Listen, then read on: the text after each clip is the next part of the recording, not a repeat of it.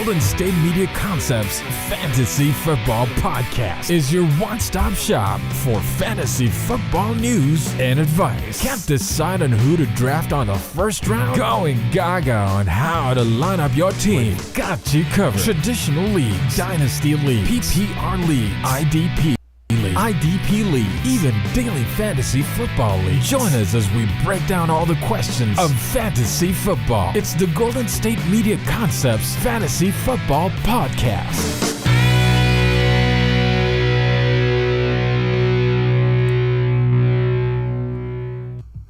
What's going on, y'all? Back for another episode of the GSMC Fantasy Football Podcast. My name is Austin. I am the host.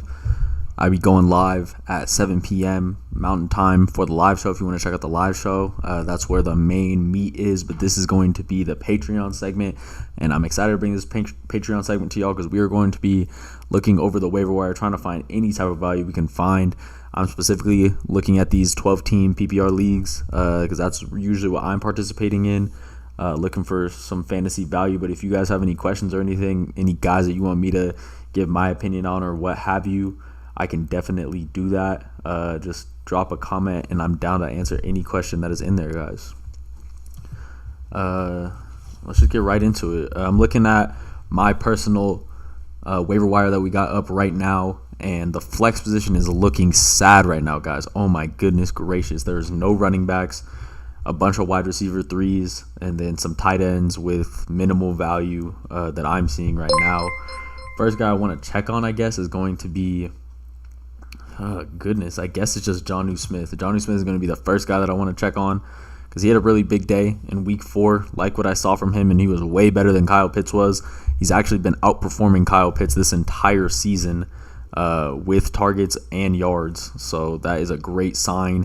Week 2, Jonnu Smith, 4 receptions for 47 yards on 6 targets. Week 3 against the Lions, 5 receptions for 37 yards. On 8 targets, both weeks 2 and 3, he put up 8.7 fantasy points, so definitely decent. And then popped off in week 4, 6 receptions for 95 yards when Kyle Pitts literally only went for 2 receptions for 21 yards. He could definitely be someone to monitor and keep an eye on. Don't think he's the worst person, especially in a 12-team, to have at least on your roster to see what he keeps doing, because I'm sure if you waited on tight end and you have a guy like, I don't know, like Dalton Kincaid that you're thinking is going to be your tight end 1, I don't think that he's going to be able to get the job done. Jonnu Smith has much more upside, and it looks like he's taking over Kyle Pitts' role. There are rumors of Kyle Pitts getting traded too.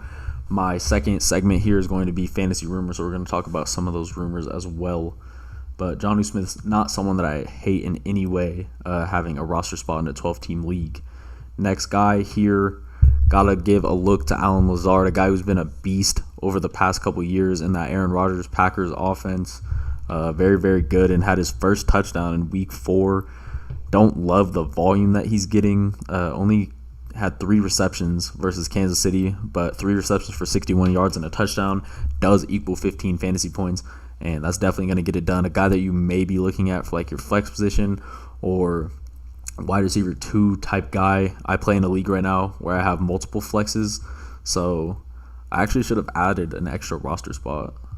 It would have definitely made some sense, but he's going up against Denver's defense next week. Denver's defense, the worst coverage in the entire NFL according to PFF, and we just saw Justin Fields complete his first 16 passes against that Denver defense.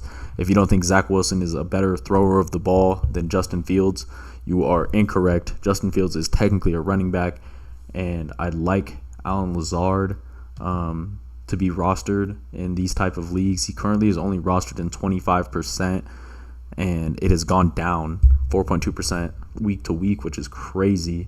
But I think he has a chance to catch a touchdown. I think he has a chance to be a red zone threat and get some yards against a really bad offense or a really bad defense with Denver. So I could like him, definitely. Another guy to look at, just because the Giants' wide receiver core is so down bad right now. Wan'Dale Robinson, currently only rostered in 1.5% of leagues, coming off his ACL injury that he sustained last year, which was pretty bad. He sat out the first 2 weeks of the season and looks like he's kind of taken over this Giants wide receiver 1 position, which is crazy. Wan'Dale Robinson looks like, or seems like his name is literally like a joke, like Quandale Dingle. I'm sure you guys have heard that. But Wan'Dale Robinson putting in work, 4 receptions on 5 targets in week 3 versus San Francisco. Obviously a very good defense San Francisco has. And then last night, is today Tuesday? Yeah, today's Tuesday. So last night, 5 receptions for 40 yards on 6 targets. He outperformed Darren Waller, who's supposed to be their number 1 guy. He outperformed Isaiah Hodgins, who's also supposed to be technically their number 1 depth chart rostered wide receiver. But I like Wan'Dale Robinson, if nobody else is going to take over that role, to be the wide receiver 1 for the Giants. At some point, the Giants are going to find a way to be successful in some way.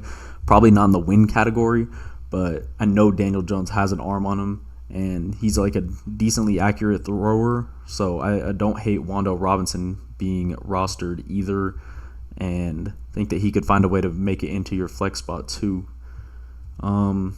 Keeping going, and a lot of these guys are very, very bad just in NFL terms. But we talked about Michael Wilson yesterday on the Patreon segment. He was actually a 3rd-round pick out of Stanford and has gone through a lot of injury history, but put up 7 receptions for 76 yards and 2 touchdowns, caught all 7 of his targets, 26 fantasy points, and the coach really does like him.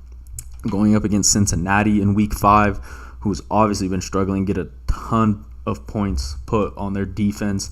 So if he could possibly find a role to, be the wide receiver 2, obviously Hollywood Brown and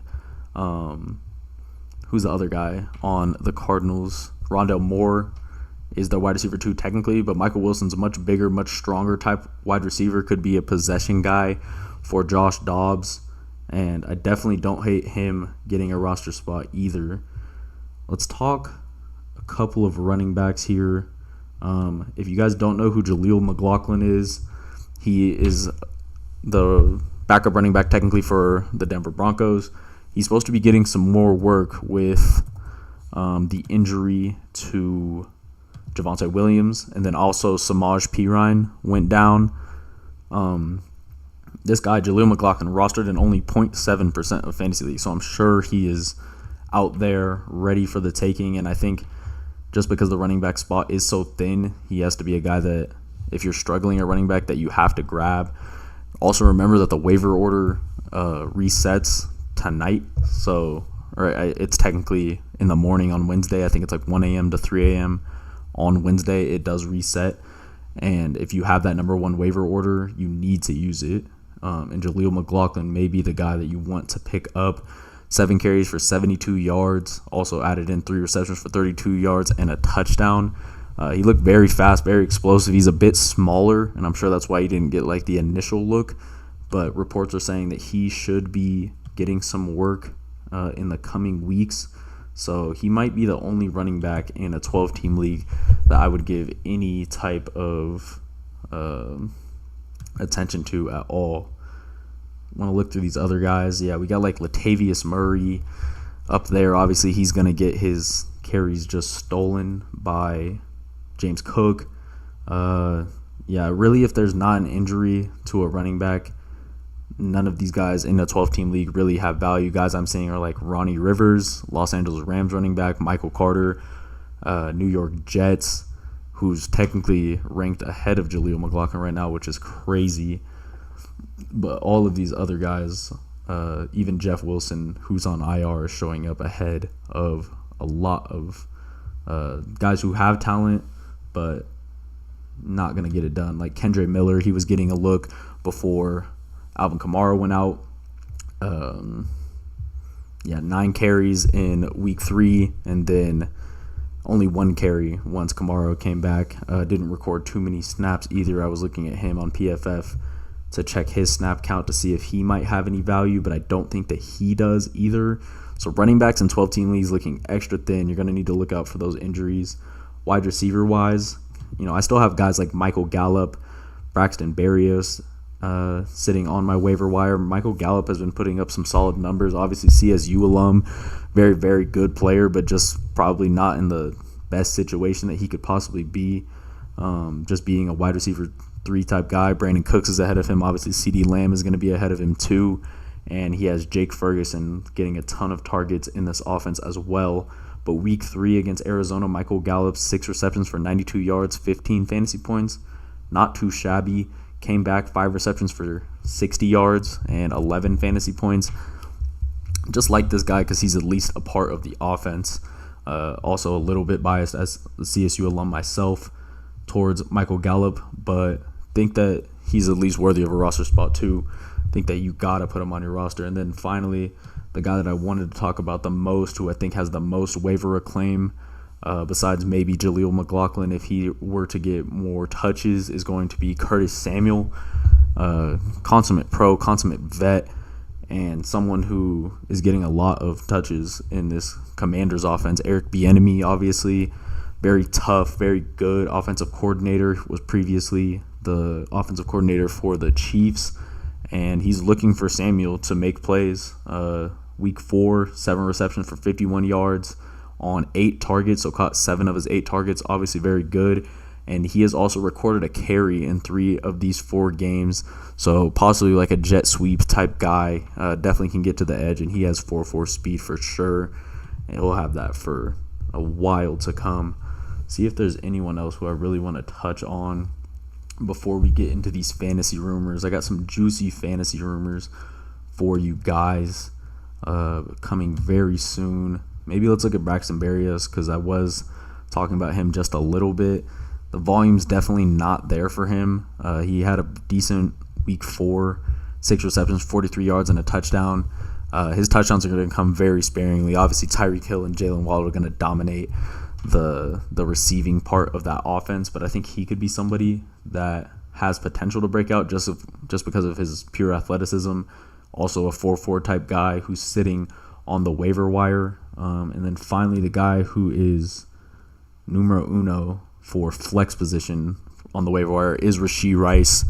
Looks like a guy who could be putting up like 10 fantasy points per game if that'll help in any way. Obviously deeper, like 14-team leagues, he would probably be rostered. Only rostered in 10% of leagues at the moment right now, but he's getting like more targets than Kadarius Toney, Sky Moore, more touches, and he's just like a bigger, stronger receiver that has the capability to take those hits.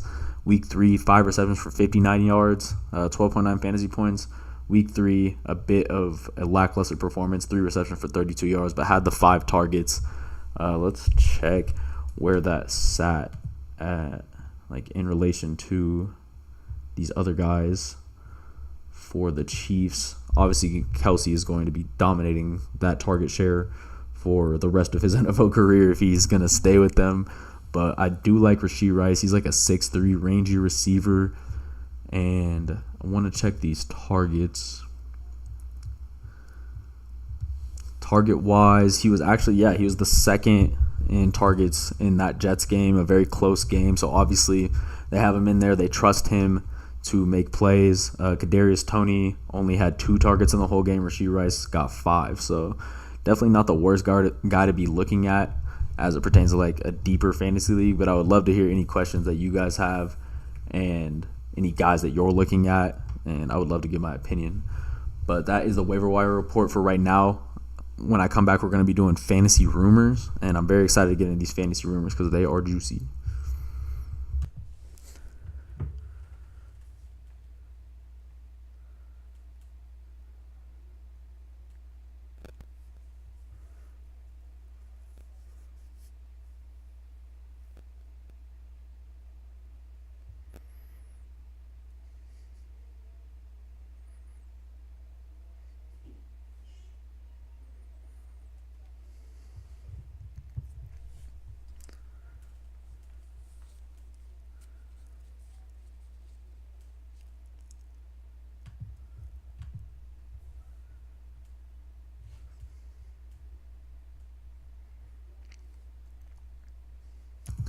What's going on, y'all? No time to waste. No time to waste in any way. Let's talk fantasy rumors. I know y'all want to hear it, so I'm here to bring it to you.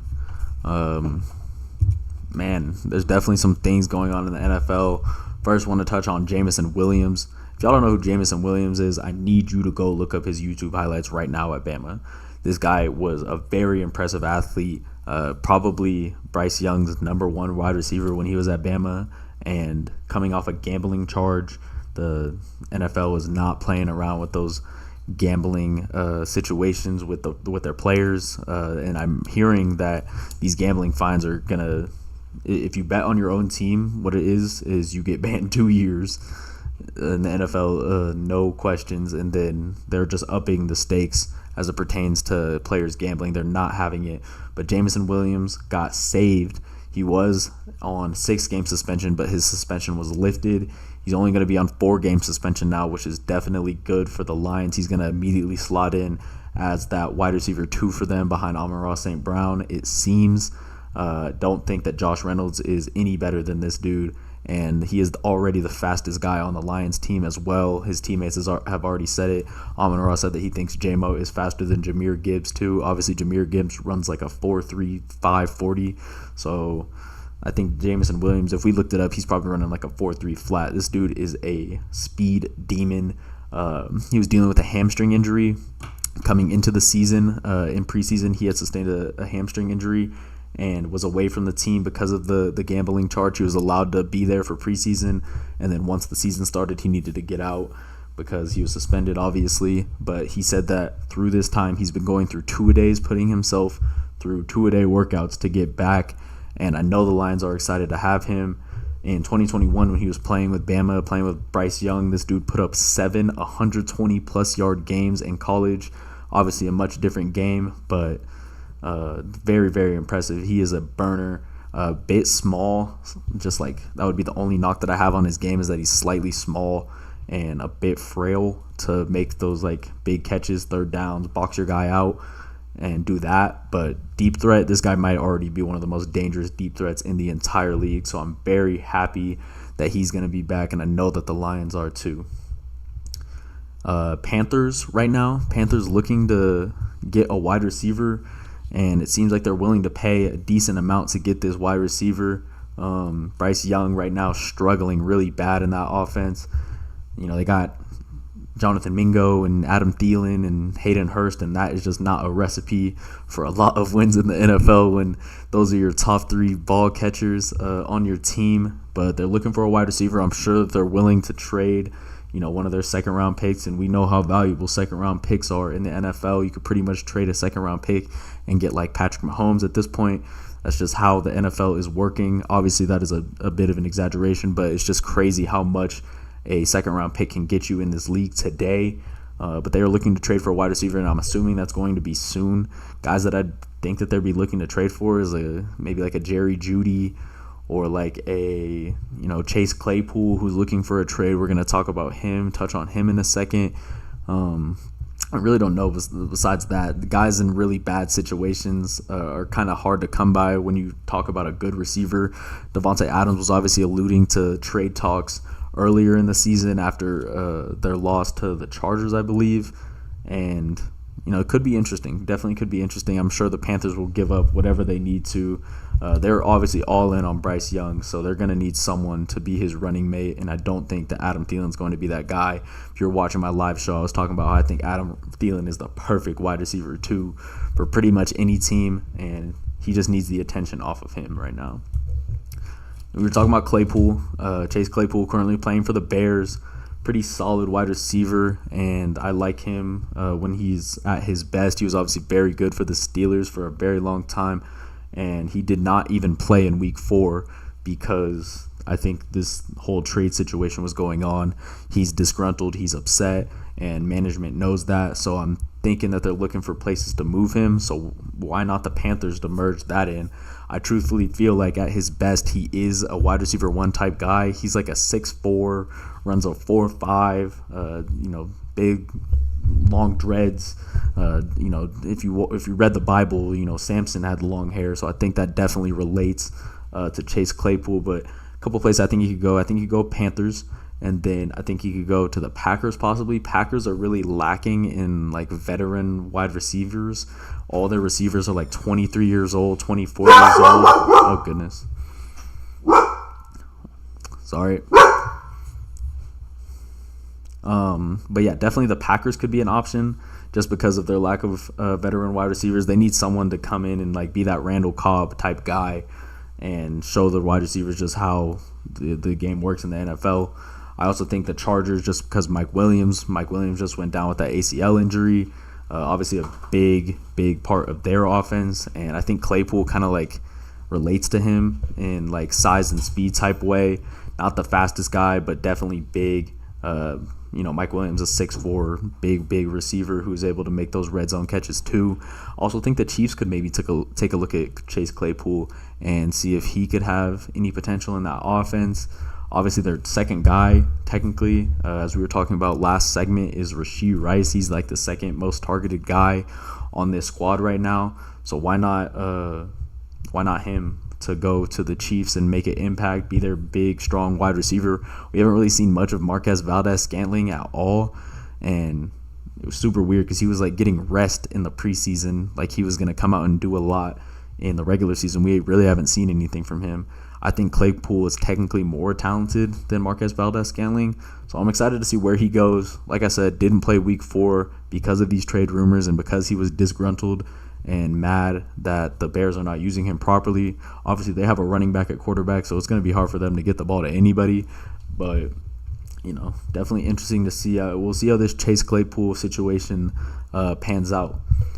Guys, if you know me, then you know Leonard Fournette is my guy. If he doesn't sign a contract before Thursday when, week 5 airs, NFL, whatever, I have to buy his jersey and burn it. That is the challenge, and I will definitely do that if he is not able to, get on a roster by that point. There were talks that the Patriots were looking at him. There was talk that the Ravens were looking at him. There were talk that, a bunch of teams were looking at him, but he was out of shape earlier. I don't know much about right now. I've been following his Twitter menacingly. I've just been all over his Twitter, and he has been much less active on Twitter. Originally, he was kind of talking about how he was, ready for his next opportunity and how it was going to be coming very soon. And then now it's pretty much just shouting out these runs and couldn't find anything about Leonard Fournette, but much less active on Twitter is not a good sign. I'm sure at some point some running back is going to go down and they'll need to look at a guy like Leonard Fournette, but for right now, it's just not in the cards for my guy Lenny. Finally, I think this is the most interesting story that I'll talk about today. Is just A.J. Brown randomly got a random drug test after his 175-yard, 2-touchdown performance. He had a big day against the Commanders. Was torching them, caught multiple deep balls. He had one where he was literally weaving inside and out all of their DBs on his way to the end zone. And then right after the game gets a random drug test, and it's just funny to see anytime that any of these big players have a good day. It seems like they all get randomly drug tested, whether it's the NBA, NFL, MLB, whatever it may be. All these guys just get a random drug test, so I thought that was also pretty funny. If you guys have any rumors or anything that you're seeing, definitely shoot me on Instagram, whatever, in the comments. Let me know, because I love talking about fantasy rumors. Obviously, Travis Kelce's also dating Taylor Swift, so that's a NFL rumor too. Guys, that's going to wrap it up for my Patreon segment today. I appreciate y'all for tuning in. I saw a couple of y'all in here. But yeah, come back for 7 p.m. tomorrow, and I'll be back on talking about a bunch of fantasy stuff, ton of fantasy coverage from me. I'm constantly in the lab daily, so I'm excited to bring y'all more stuff this week. Friday, don't miss my Friday episode, because that's going to be my matchups episode, and that's the one that I'm always most excited for, bringing you the best matchups for week 5. But yeah, have a good day, guys.